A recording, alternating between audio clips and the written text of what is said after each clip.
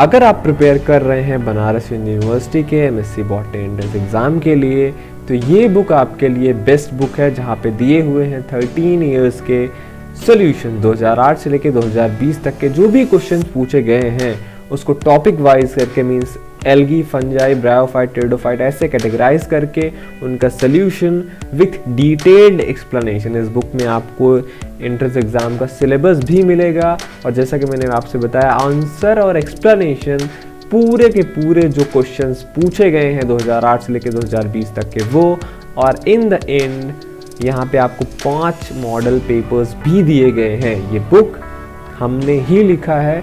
इस बुक को अगर आप खरीदना चाहते हैं तो इस वीडियो के डिस्क्रिप्शन में जाइए, वहाँ पे आपको लिंक मिलेगा, उस पर क्लिक करके आप इस बुक को परचेज कर सकते हैं।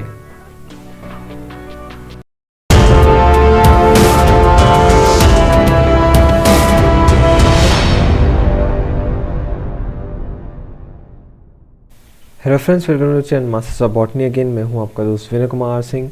हम सॉल्व करा रहे थे अलीगढ़ मुस्लिम यूनिवर्सिटी 2021 का जो अभी क्वेश्चन पेपर हुआ उसके क्वेश्चंस का आंसर हम आपको दे रहे थे।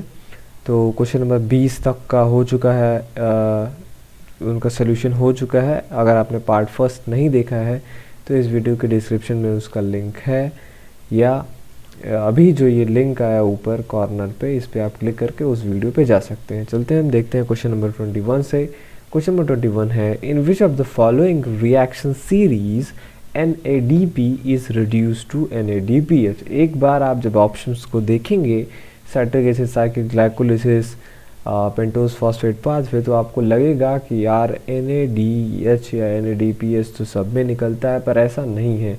अगर आप क्लोजली देखेंगे साइट्रिक एसिड साइकिल और ग्लाइकोलिसिस को तो वहाँ पे NAD रिड्यूस होता है, ना कि NADP। NADP का रिडक्शन होता है NADPH में केवल और केवल पेंटोज फॉस्फेट पाथवे में। So the correct option is D, pentose phosphate pathway. Question number 22 पे चलते हैं हम। Conjoint vascular bundles are not found in. Conjoint मतलब क्या होगा कि जाइलम और फ्लोएम एक दूसरे के अपोजिट रहेंगे। अब वो बाद में बात आती है कि वो कंजॉइंट वैस्कुलर बंडल क्लोज हैं या ओपन से। जैसे मोनोकॉट्स में नॉर्मली वो क्लोज होते हैं स्टेम पे, पर ये जो कंजॉइंट वैस्कुलर बंडल्स होते हैं ये मोनोकॉट और डाइकॉट में स्टेम में प्रेजेंट होते हैं। रूट्स में क्या होता है, ये रेडियल वैस्कुलर बंडल्स पाए जाते हैं। तो यहाँ पे आप ऑप्शन में जाएंगे तो ऑप्शन नंबर सी आपको मिलेगा, जहाँ पे रूट ऑफ मेज है।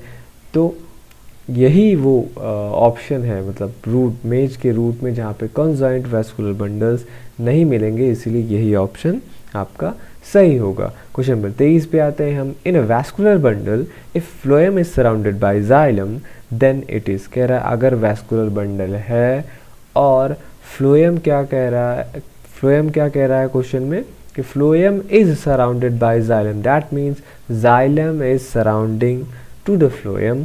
सो इस टाइप का कौन सा वैस्कुलर बंडल होता है। देखिए ये जो वैस्कुलर बंडल है ये आपका क्या कहलाता है, एम्फीवर्सल। ठीक, option number B is correct. Amphicribral में क्या होता है, फ्लोएम सराउंड करता है जाइलम को, लेकिन एम्फीवर्सल में जाइलम सराउंड करता है फ्लोएम को। ओके, तो क्वेश्चन नंबर 24 पे आते हैं। Compact and organised female cones are absent in. Compact कह रहा है और ऑर्गेनाइज्ड फीमेल कोन्स किस में एब्सेंट होता है, तो आप देखेंगे इफेड्रा फोलियाटा में आपको मेल एंड फीमेल कोन्स जो है ऑर्गेनाइज्ड मिलेंगे। पाइनस के भी सारे स्पीसीज में मेल और फीमेल कोन्स ऑर्गेनाइज्ड रहते हैं एक कोन में, वहीं लेकिन साइकस में ऐसा नहीं होता है। साइकस में जो मेल कोन्स रहते हैं वो कॉम्पैक्ट और ऑर्गेनाइज्ड रहते हैं, लेकिन जो फीमेल कोन्स होते हैं वो ऑर्गेनाइज्ड नहीं होते हैं।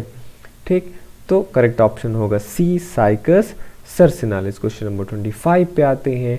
In Pinus roxburghii the pollen grains are set at. कह रहा है पाइनस रॉक्सबर्गाई में पॉलन किस स्टेज पे शेड होता है, 3 cell stage, 4 cell stage, 1 cell stage और 2 सेल स्टेज। तो ये भी बहुत कॉमन है। इफेड्रा में 3 सेल स्टेज में होता है और पाइनस में 4 सेल स्टेज होता है। तो पाइनस के किसी भी स्पीसीज में जो पॉलन ग्रेन शेड होते हैं वो 4 सेल स्टेज में शेड होते हैं। क्वेश्चन नंबर 26 पे आते हैं हम।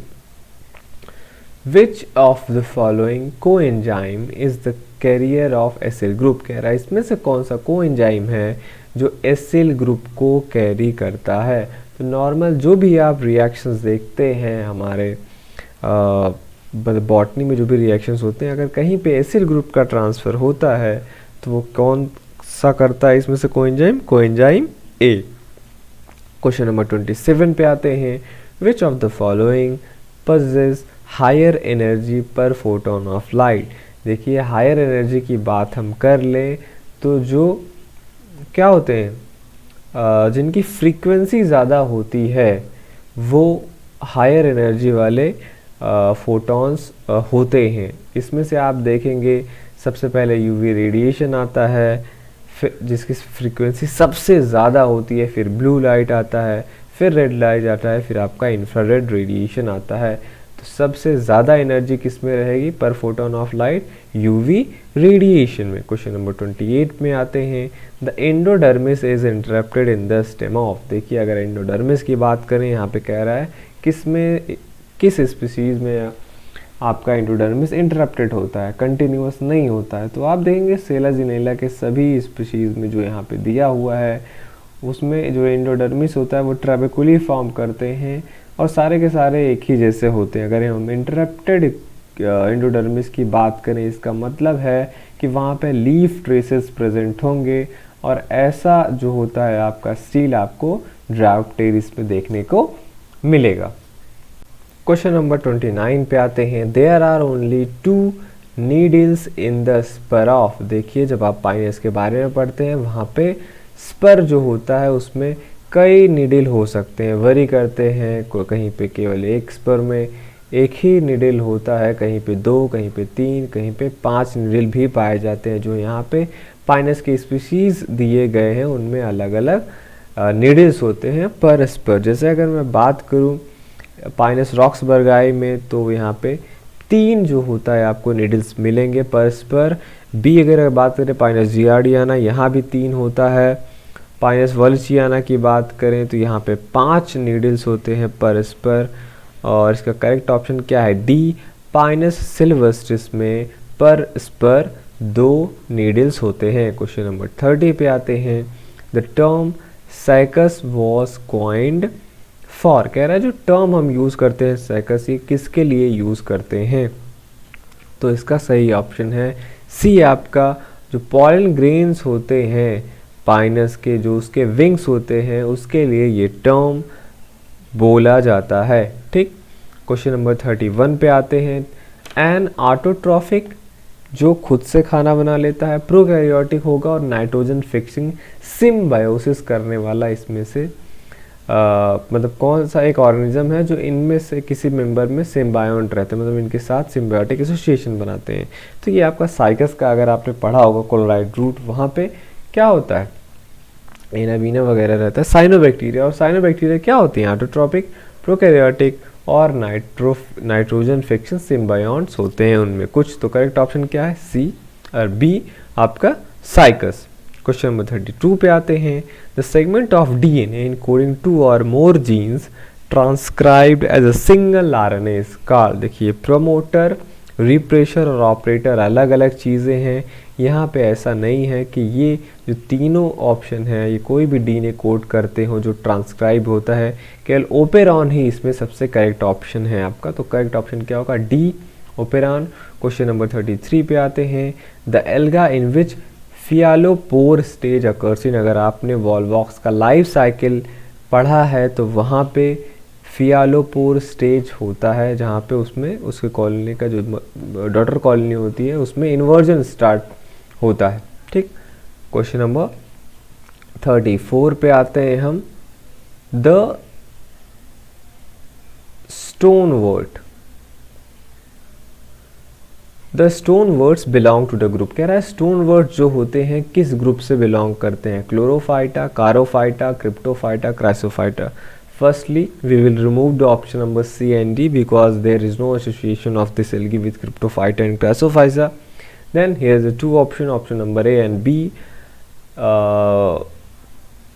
If we see the placement of Kara by the old pioneer workers in Elgi like Smith and Fritsch, then the Kara was placed in, which is commonly known as stone wort.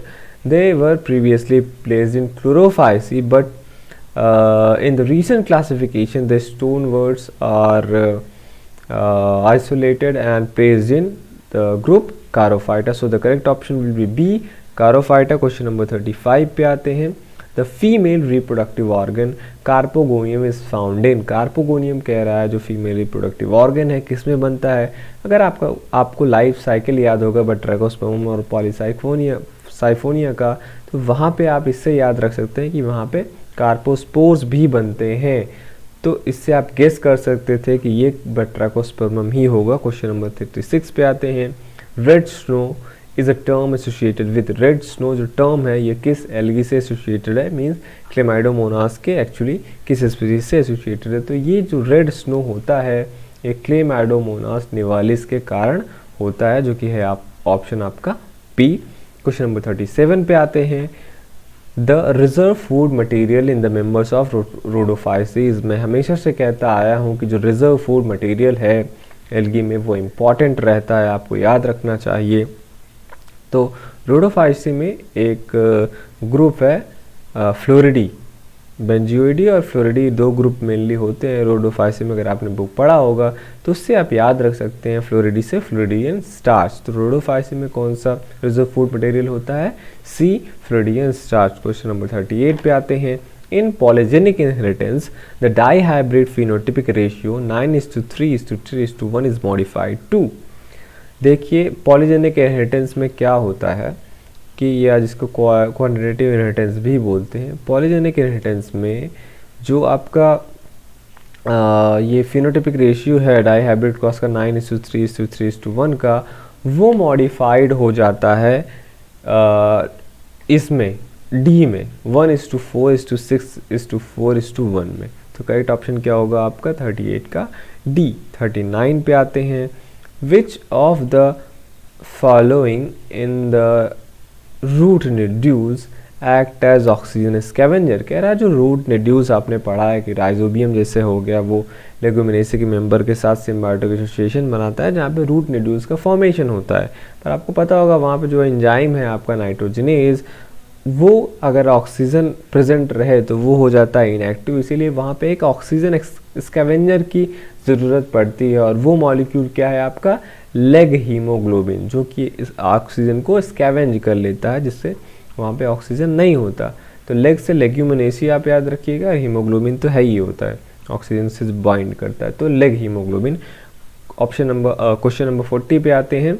An antibiotic Chloromycetin is obtain from. मैंने आपको बहुत सारे स्ट्रेप्टोमाइसीज के वो बताए थे कि किससे किससे कौन सा एंटीबायोटिक होता है ऑब्टेन होता है. तो जो ये आपका क्लोरोमाइसिटिन है ये एक्चुअली ऑब्टेन होता है स्ट्रेप्टोमाइसीस वेनेजुली से. तो इसका करेक्ट ऑप्शन क्या है, सी, स्ट्रेप्टोमाइसीस वेनेजुली. तो ये था आपका AMU अलीगढ़ मुस्लिम यूनिवर्सिटी में जो क्वेश्चन पूछे गए हैं 2021, इसका पार्ट 2, जहाँ पे हमने 40 क्वेश्चंस के आपको आंसर की दे चुके हैं. नेक्स्ट पार्ट में हम बाकी बचे हुए क्वेश्चंस का आंसर दे देंगे. ओके, तो चलता हूँ मैं, मिलता हूँ आपसे इसके नेक्स्ट पार्ट में. Thank you for watching this video.